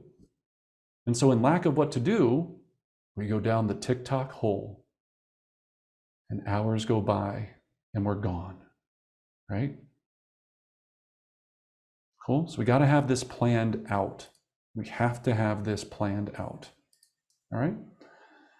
Any questions on the 4 planets? All right, I'll finish 2 more just because I like to give examples. So internet and direct mail. If it's this week and I'm going, okay, I've got to improve this. Here's what everyone, and I've looked at a lot of a lot of people that are on here's internet. First thing I do is you have to do your internet, I can't think of the word, analysis, right? So what I want you to do is I want you to start with the big 5 and make sure you have the big 5 profiles right. Remember, the internet is your digital billboard to the world that says, I sell real estate and I'm awesome and I'm worth talking to. Because after you meet somebody at an open house, they get in their car, they Google your name, and if nothing comes up, that's a problem. If very little comes up, that's a problem. If they finally find you and your profile says that this is your first real year in real estate and you just stopped working at Chick-fil-A, then maybe they're going to go, ooh, not sure I really want to work with these people. Some of you are so proud of your LinkedIn profile that you were a network analyst for 8 years. If I'm in real estate and I go to your LinkedIn and I see that you're a network analyst for 8 years, do I want to work with you? Perception is reality. What is out there is what you're being judged on. Okay? So I want you to go through the big 5, right? So think about it. Your Zillow, your Realtor.com, your LinkedIn, your RE Colorado, or your MLS. Most of you, I can't even find your picture or your phone number on MLS. I've had to call some of you. I've Googled you. If I can't Google you and find your phone number, you're in the wrong business. But Brendan, what about weirdos? What about my ex-boyfriend? What about my ex-girlfriend? What about my stalkers? What about all this? Then you're in the wrong business. You have to be a public prostitute to make it in this game. We never stop working. And the internet's going to work for us 24 hours a day, 7 days a week. But it won't do it if you're not on it. And what message are you telling? Okay? Cool? All right. So, next, okay, we've got that. Then the last one is direct mail. And as we move into our next section here, now that we got away from all the numbers and formulas, now let's talk about how to build a real business. All right? So we talked about what you need, where to get them, and we're going to talk about direct mail here for just a second, and we're going to move into some other pieces. But so for direct mail, if you had to do one goal to improve your direct mail bucket between now and next week, next Friday or next Monday, whatever you want to do, what would be one thing that you would do to improve your direct mail system? Let's put it in the chat box. One thing that you could do between now and Monday next week, or next Friday, whatever you're measuring a week as, since it's Thursday, what's one thing that you would do to improve your direct mail system? And Patty's like, I'll answer a question with a question, kind of. No, I love it, Patty. I'm just messing with you. Yeah, I would systematize it. I'm going to come back to that in a second. Clean up database, gratitude cards. So now all of these are okay, but they're missing a few things. Okay, and I want to talk about each one of these. Create a database. Remember how we talked about our goals earlier? You will die in vagueness. Anything you put vague, I'm going to do some gratitude cards. I'm going to create a database. That should be pretty simple. I'm going to do some automation. Yeah, you know, I'm just going to do some automation. It's pretty sweet, bro. I'm going to automate the shit out of this thing. I'm messing with you. I appreciate all of you guys putting in the chat box. You're all right. Take each one of what you said and make it specific that you're going to accomplish in 1 week.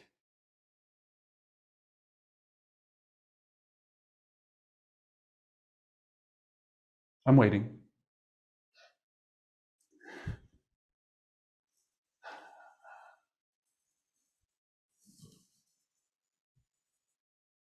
Carrie, 1 postcard per month. Let's get even more specific, Carrie. 1 postcard mailing per month to 75 people, whatever your number is, in my neighborhood. The card is going to be a just listed or just sold from the neighborhood, from my office that I'm going to utilize, or a market report, or the ski slopes are going to be open. You know, here's where to find the whatever you're going to put out. So I believe it's Kayla or Kyla. Either way, it's a great name. I just make sure I'm not ruining it. But send out 20 thank you cards or thinking of you cards, right? Let's make it more specific. To who? And by when? Right? So I love this. This is the difference of elite agents and average. Anything we put has got to be so specific that I have a measuring stick. All of us go, I want to do X, Y, and Z. All of us want to create. I would love to have a systematic 33 touch that just works like a symphony. What's the one little step that I can take this week to get closer to it? That I know with my busy life, I got to pick up my 6 kids. I got to drop off. I don't have, but I got to take my Pomeranian to the vet. I got all this other stuff I got to do. What is the one thing I know that I'm going to commit to myself that I can move that needle forward, or my team can move that needle forward, that I can get done in the next 7 days? Send 5 handwritten cards of appreciation every second Wednesday of the month at 3 p.m. to my COI asking about Ford method. Lily, great job, right? And to even put a button on that, I would be to my 233 COI, or what exactly the number is. But very, very good. Okay. Patty, I send out birthday cards to every client and get their kids each month with a $5 gift card. My assistant has each month's cards addressed to me by beginning of each month, so I only have to write my note. That is a system. Beautiful, Patty. Exactly, right? And Patty, how many times have you missed that in the last 12 months? Dang, that's what I'm talking about. Never, because it's now systematized, right? She's got that systematized. That is outstanding. Well done. I love it. Okay. Is this making sense? I know it sucks. I know it's not easy, but that's the hard part. Anything I write on my whiteboards, it's got to be specific, very, very specific of what I want this world to do and what I'm asking of myself. And I have to be very honest and realistic. Can I get it done in that time frame? Okay. The hardest step is the first one.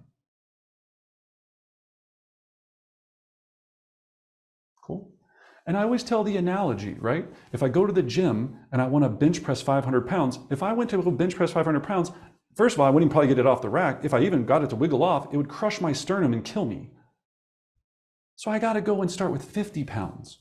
Heck, me, 25 pounds, right? Soft sauce, right? I got to start building up to it little by little. And then still probably never going to get to 500 pounds. But maybe one day, in a million years from now, I will get to 500 pounds. But I'm not going to go. What we find happens is you take on these massive projects and you go, all right, I'm in. I'm going to build this CRM. I'm going to, and then you start doing it and you go, this is overwhelming. I'm never going to get there. So F that, and you stop. Just like dieting, just like anything that you try to do, any of us, not all of us, but try to do to like improve ourselves, we have to bite size it. Cool? All right. I love it. So now you've got your weekly focus sheet, okay, which is awesome. That's dialed in.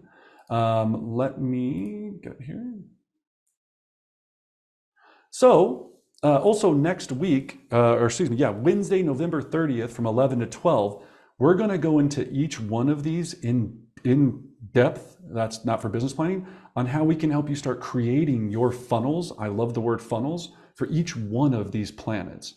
So if you want to join us, we'll have that Zoom link out. Go to Brendan Bartic Real Estate Coaching. It's obviously posted there all the time, and we'll make sure you're there.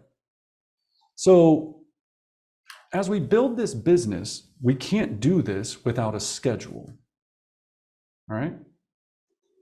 So here's our Elite Home Partners schedule, and I want to go through this in detail.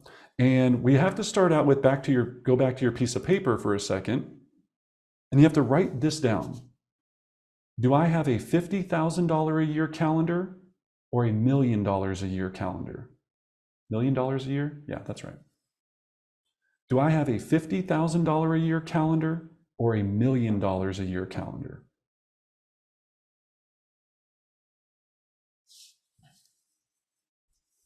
And the only reason I bring that up is you see it all the time in your office. You see it all these different people. Why are some of the people making this amount of money? And sometimes you go, well, that person works 70 hours a week. That's not true. I don't work 70 hours a week. I didn't work 70 hours a week back when I was out, doing this every single day, making listing appointments and all that. It was a lot of work, that's true. But I always say compared to what, right? If you're dedicating a true 40 hours, 45 or 50 hours to your craft, and it's a true, really defined 50, 45, 50 hours, that's all you need. It's what you do in those hours that matter. Okay? So as we plan out our calendar here, we have to start out with making sure that our calendar consists of a simple notion that our entire real estate business is built on making people feel special at scale. The question is, and this is where we're going to get away from the cold calling and the prospecting to the business building, how many special people do I need to have in my database being touched systematically to have a successful real estate business? We call those people ambassadors. So an ambassador, and I want you to write this down in the definition, an ambassador is someone that I truly believe in my heart of hearts would buy or sell real estate with me or refer real estate business to me. An ambassador is somebody that I truly, put that in caps, believe would buy or sell real estate with me or refer real estate business to me. This is the person that stops somebody in the restaurant and says, oh my gosh, you have to talk to Alex. He's the best in the business. I heard you talking about real estate. You have to talk to him. This is someone that gave you a referral in the last 12 months. This is someone that laughs or puts emojis on your Facebook posts. Not your mom or your aunt, unless they live here and they can buy a house or refer you business. So maybe your mom and your aunt, all right? So the question becomes, if I want to never have to prospect again, cold call, do anything where I have to do this ugly business, not ugly, colder business, right? It is colder. That's why they call it a cold call. Then how many ambassadors do I need to live the lifestyle that I want, to have the dream, to have the vision, to meet my 10-year plan? So here's the easiest number you need to know. You need 6 ambassadors for every 1 closing or 1 referral a year. 6 ambassadors for you to average 1 closing or 1 referral every year. So let's do some fun numbers. You want to close 50 deals, right? Times 6, you would need to have 300 ambassadors in your database, hate that word, CRM, to close 50 deals a year. 50 deals times $15,000. Oh, baby, hello, 750 G's. Okay. Here's how we create an ambassador. And we're going to talk about a lot of this in that next session as well, but I want to get you started today because I told you we're going to leave with an action plan. So now we know how many conversations it takes for us to close X amount of deals. We know how many appointments. Eventually, though, wouldn't it be nice if all of our conversations were to people that know us, like us, and want to do business with us? Yes, that's nice, right? So if we know it takes 6 ambassadors, what does it take to make an ambassador? Well, here's how I qualify an ambassador in my database. First, they have to be on 12 digital market reports. This could be Altos, Cloud CMA,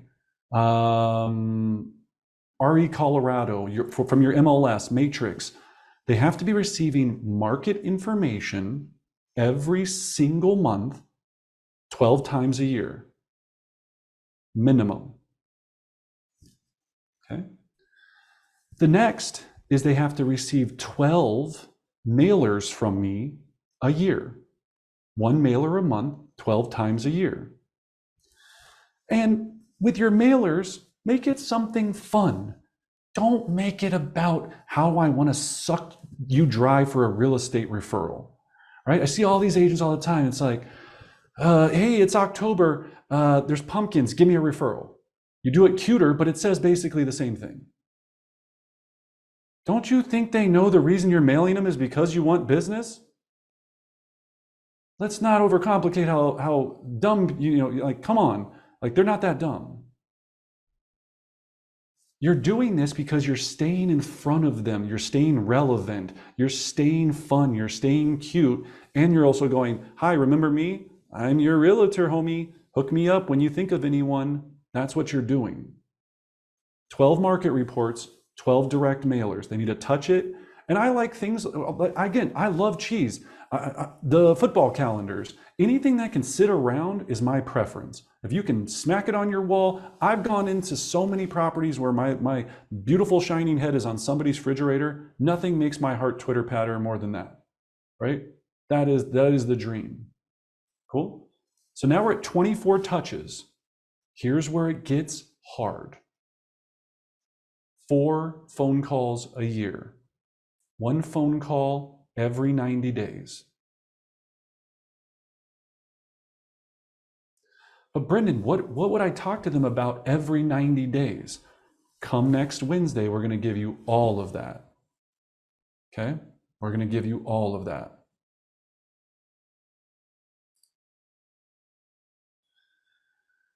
So, the last and the trickiest, 5 personal touches. If I want to be in relationship with someone and I want to make someone feel special, I have to make it personal to them. So I always talk to people and they go, oh man, I do this at a high level. And I go, cool, what did you do this month what's the personal touch? Oh, I invited him to our Dave and Buster's party. That's not a personal touch. That means nothing to them. That's about you. So let's define personal. Personal is a happy Veterans Day card because they're a veteran. Personal is Mother's Day card because they're a hardworking mother. Father's Day card. Personal is you know that they love baseball, and once a year you send them a cool baseball calendar. Personal is you know they love kittens, so once a year or cats, you send them some cat toy for their kittens or their cats that they love. You're expecting to stay married to someone while you're never ever engaging with them. If my whole life with my wife, I just sent her a mailer once a month that talked about real estate, would we still be married? I don't know. I don't know. If I made enough money, probably, right? That's a joke. Don't ever tell her that. That's a terrible joke. Right? That's a bad joke. But you see what I'm saying? We have to be in relationships with people. And being in relationship, we have to make them feel special, and it has to be about them. So here's where everyone gets overwhelmed in doing this in a database, which is what we're going to talk about in that next Wednesday's class, is how do you do this at scale? First of all, none of you are working that much that you can't get to your first 50 without even having to figure out really defined systems. You literally 50 of these people, remember, or again, let's just talk about this, right? So 50 times 6, or excuse me, 50 divided by 6, you'll close 8 deals from just 50 Mets, 8.3 deals from 50 Mets. Let's get to 50 first. So if my database, I'm going to look through first and go, do I have 50 people? If you do, awesome. If you don't, we're going to go back to the 4 planets, right? And go start finding some. But if you have 50 people that you already can say yes to this, let's say you know 10 people that you could put your name on and say, I'm pretty sure Uncle Joe would list or sell with me and send me some referral business. We start with Uncle Joe and he's 1. So I go into my CRM, whatever you're using, Follow-Up Boss, Chime, Command, whatever you're using. And I hope you're using a CRM, otherwise you're not really a business. I'm sorry. It's just going to be too hard to do at scale. And you're going to go in and you're going to put Uncle Joe in there and you're going to go, cool. I'm going to set him up on a market report. If your website doesn't do this, then you can set him up in your MLS. It's totally fine because you're already paying for MLS. Good. That's 12 touches done. You can set it up on a residual once a month. Then I've got to mail him something once a month. And this is where people get stuck. In the meantime, until you have your mailer game on point, send him a handwritten note card of some form or fashion. Send him, hey, I was just thinking about you. I saw this report of where interest rates are at. Just wanted you to know. Hey, whatever you can find, and then just duplicate it until you get your mail system right. Okay? Then you're going to call once every 90 days with a reason to call. And we're going to give you all these reasons next week, whether you're leveraging your 10-25-90, which is every 10th of the month you're doing a giveaway, every 25th a business spotlight, every 90 days a client appreciation party, whether you're calling them to invite them to your virtual business seminar, your virtual investor seminar, your virtual seller seminar, whether you're calling them to offer them a complimentary market analysis because the market has changed and I just want to get some details and send you an updated analysis. Whether you're calling him to go, oh my gosh, I have a buyer for your neighborhood right now. Do you know of anyone in the area that's looking to sell? On and on and on and on. You don't have any reason not to call. You just don't want to call. Okay? And then with the personal touches, if you don't have 5, start with 1. Do that first 50-pound bench press. Get their birthday. That's about them. Don't do the minimum of what everyone else does and goes, I messaged them on Facebook. You and 72 other people that don't really care about them. You know how many birthday cards I got last year? 7. And I'm kind of a big deal. I'm just joking. That's funny. You know what I mean? 7. Actual birthday cards. Those people are special to me. I'm just trying to be funny about this, but you see what I'm saying? Like, think about it. It's the little things that make us stand out. It's those tiny little things that make us stand out. So now you don't get to put your ambassador stamp on anyone until all of what I just told you is complete. This is where everyone freezes because they go, whew, sounds like work. If you have 300 of these, you make $750,000 a year. I'll bring on some people to interview on my next podcast because I coach about 10 different people that are already doing this. We went into their database and more than this. Every single time this equation comes out exactly to that. Now they all do it a little bit different, right? They all have their little spin on it, but it's 33 touches minimum. I know people that do 50 touches a year to less people and get a higher return. I know people that do more people, they'll have 900 people with 24 touches. So can you play with it? Sure. But don't play with it until you at least get this piece right. And then you can start to, right? I always tell people, shoot free throws before you try to start 360 dunking, right? Let's just get some basic reps down pat. So here's what I want you to think about. If I want to do 16 deals in the next 12 months or add 16 more deals to what I'm already doing, I have to have 100 ambassadors.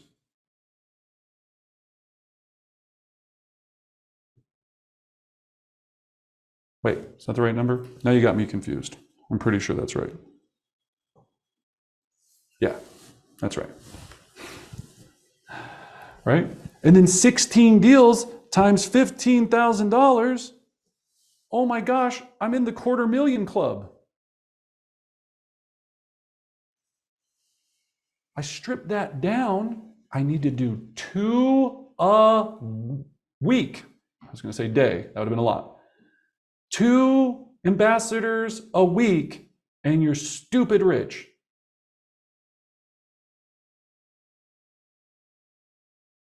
But you can't put that certification on them until that 33 touch minimum is done. Doable? It is. It absolutely is. So I'm sorry for being so dramatic at times, but I'm telling you, it's there for the taking. It's so there for the taking. We just have to bite-size it down. All right? So here's how this schedule looks to accomplish this. All right? 5:30 to 6:15 every single morning, or whatever time that you wake up into the morning, morning mastery. Remember, mastery is an acronym. So it's very simple. M, meditation. A, affirmations. S, script practice. T, 2 notes of gratitude. E, exercise. R, reading. And Y, YouTube. You're going to watch something on YouTube that's going to improve your life. You're going to have 20 minutes of exercise. You're going to send 2 notes of gratitude. You're going to have 5 minutes of affirmations, 5 minutes or 10 minutes of meditation, and you're going to get your brain right and set the day off right. Then you're going to start at the same time, every single working business day. This is the biggest challenge of success. All the time, because you don't have a boss and no one will fire you if you don't show up. So you go, ooh, snowing out, snuggle time again. Snooze, snooze, snooze. Can't do it. You're letting your family down. You're letting your charity down. You're letting your legacy down. If you're going to play, why not play all out? Okay? 7:30 to 10:30, we call it Elite Breakfast Club. This is where we're working on our 4 planets, our COI. We're prospecting and talking to these people, expireds, for sale by owners, just listed, just sold, seasoned leads. In our world, a seasoned lead is a lead that we had in the database that someone left the organization or an ISA left that is a lead that we paid for that is just sitting there doing nothing. We call it a seasoned lead. Notice of elective demand, and we're reaching out to foreclosures. 10:30 to 11, every single day, role play. So now I just went in lead gen, I write down all the objections I received, I come to practice, I get smarter, faster, better, don't have those same objections again. 11 to 12, training, coaching, and mentoring. So this is, again, with Elite Home Partners, every single day of the week, we have something advanced on listing training, buyer training, something of that nature. 12 to 1, we should put on this next time, a healthy lunge, right? You go again and you pound 2 pounds of Chipotle, you're gonna get tired. The afternoon, you're gonna be all sleepy. You're not gonna get this done. 1 to 2, you're gonna put all the leads into your system and you're gonna process them 100%, or you're gonna update your leads, or you're gonna start working on your 33 touch. And then the remainder of your afternoon, 2 to 6 p.m., you're out on appointments, listing buyers, sellers, whatever you're doing. And that's how this works. Write this down before we go here in a second, okay? Write this down. I will never, ever schedule an appointment before 12 p.m. ever again. I will never, ever schedule an appointment before 12 p.m. ever again. If you truly hold yourself accountable to that one statement and allow your mornings to be filled with connecting with your database, don't worry about the ugly words, prospecting, lead generating. You dedicate that to having love conversations about real estate every single working day that you're there. I guarantee you, there's no way that you cannot have success. But here's what's going to happen. You're going to get a call. Buyer's going to go, hey, Carlos, really want to see this property. Can we go look at it tomorrow at 10? You're like, yeah, because that means I don't have to do any work in the morning and I get to go show houses. Cool. And then you feel like you had a job. Control the morning, control your destiny. Let the afternoon become a shit show. Sorry, almost made it the whole time without swearing. And I was like, don't swear, please. I was like, I can't do it. I'm tired. I like swearing. Not all the time, just with you guys. Okay. So does that make sense? Please make that declaration to yourself. It'll change your game. All right. Oh, and then my favorite of all sheets. If there's any one sheet that's made me more money in my entire life, it's this one simple daily accountability sheet. Do you see how this works together? Right? It's a day, a month, a year, bam, bam, bam, bam, bam. We're just trying to take away the ability for us to, it's like bumpers on the road. We're just trying to take the ability for us not to go off the road and crash. This document right here will change your life because it tells you every single day, did you play or did you quit? There's going to be days on here when your contact goal was 20 and you have 3. That's okay. You can make it up. It's a week, not a day. There's going to be days on here where things go completely sideways, right? Kid gets sick, you get sick, everyone is sick, something happens. But this sheet is going to keep you on target. Now, for some of you go, this looks terrifying. It is not terrifying. It is simple. You put your name on it, your date on it. You don't know your number per contact right now, but you will. So here's how you know your number per contact. Once you track this for a month, you look at how many people you called and how much money you made. Divide that number by the other number, and that's how much you make for every love conversation about real estate. At my prime, I made $987 for every conversation, good or bad, I had about real estate. I started at 0. So this is a motivation piece for you. Once you know that number, you get so excited. It goes from $12 to $13 to $19 to $25. As you get into the big numbers, that's because you sharpened your sword or your axe, right? The reason these are in order, expireds down to other, because these are in order on what makes you the most money the fastest first. So that's my check down every single day. Then you have your totals at the bottom. We use Microsoft Teams for accountability, so everyone posts their sheet on Teams, and then we also put them in our Sisu app. How are you going to play? How are you going to play? So here's your action plan. And take a picture of this with your phone or a screenshot. If we don't take action, then this whole class was just 2 hours of your life right down the toilet. So print out 5 commitments as your visual scoreboard. Number 1.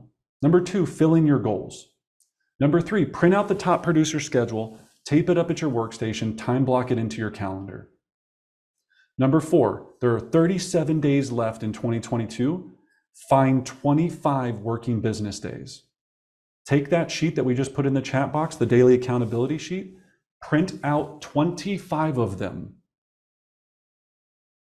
Put them in a binder, a little 3-ring binder that you can get from Target or Amazon or whatever it is. Now you know that by the end of the year, you have to complete these 25 sheets for you to set yourself up for the best 2023 ever. If you take the next 25 days to build this habit and then carry it on after the first of the year, imagine all of the success you're going to have. The problem is right now is you're going to get punched in the face with what I like to call distraction alley. This next 2 months is the hardest time on earth to be a real estate professional. And I'm just being honest with you, because you're going to get slapped with Thanksgiving and you're going to get punched in the gut with Christmas. But there are 25 business days that you can perform in the next 2 weeks. But Brendan, I've got vacation. 20. But Brendan, 18. Whatever your number is, print out that many sheets, get it ready. If you don't have a 3-ring binder, don't let that hold you up. Like, I don't have a 3-ring binder. I'm not going to print the sheets. Print the sheets, stack them on the desk and just keep them there. Fill out one every day and flip it over. Okay? So this last image is what I'll leave you with, is at this point, you have to draw a line in the sand. You have to decide moving forward from this point, are you going to play at an elite level or are you going to play rec league softball? Are we going to the real estate Olympics or are we going to be playing pickleball? No offense, I love pickleball, just kidding everyone, right? It's time to draw the line in the sand, all right? So thank you guys. I appreciate your time today. I'll stay around for a few questions. I'll go back to the chat box and answer anything. If there's anything I can do to ever assist you, as you guys know, just let me know. Use the Facebook group, post in there. Obviously, Elite Home Partners, this class was sponsored by the new company. If you have any questions on what Elite Home Partners is or how it can help you or your business or someone you know in the business, please reach out to us, let us know, and make 2023 the best year ever. Thank you, everyone.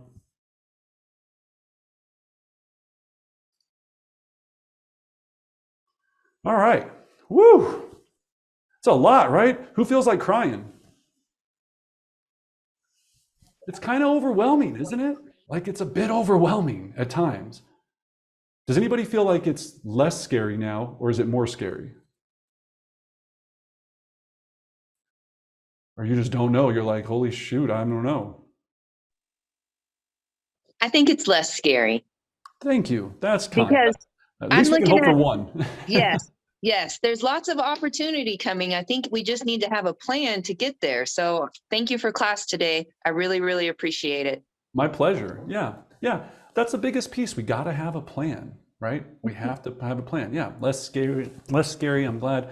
Anna, did we miss any questions? The Facebook group is Brendan Bartic Real Estate Coaching. So if you're looking for that Facebook group, Brendan Bartic Real Estate Coaching. Yep, and if you haven't checked out our YouTube channel, Brendan Bartic Real Estate Coaching official YouTube channel, we have over 250 different training and educational videos about all aspects of the real estate industry, how to be a better agent, how to grow a team, how to increase your lead gen, anything you're looking for, definitely check that out. I did receive several questions about the resources. You're in good hands. We're going to send an email following this with every resource, the daily accountability sheet, the top producer schedule, everything you saw, the 4 planets. We're going to get that out to you along with a copy of the recording so you can kind of go step by step again with our official resources so you don't miss a beat. That's why she's amazing. And just want to give a shout out. None of this happens without Anna. All those beautiful slides, everything that you see, she truly is phenomenal. So thank you, Anna, for making this all possible. Link for YouTube channel. We'll throw it in there. Again, just go to YouTube, put in Brendan Bartic, boop, I will pop up. Subscribe, hit the bell. I make about 10 cents for every video you watch, so appreciate that. I would really watch them a couple times so I can get rich off YouTube. That'd be awesome. It's not that lucrative, unfortunately, but every little bit helps, you know, every little bit helps. But well, wonderful. Well, if there's nothing else that I missed, then let's go to work, guys. I wish you great success, and call me if I can do anything to help. Thank you. One quick question. This doesn't really have to do with anybody else. No, Alex, please. I was doing a cold call, and I actually found a lady in Franktown who's got a property who was expired for 1.45 million.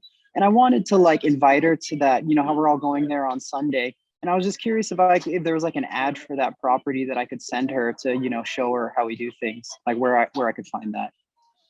Well, let's talk offline, because we're doing a large team for that luxury listing. But yeah, I don't know if we'd bring her to that. That's more internal.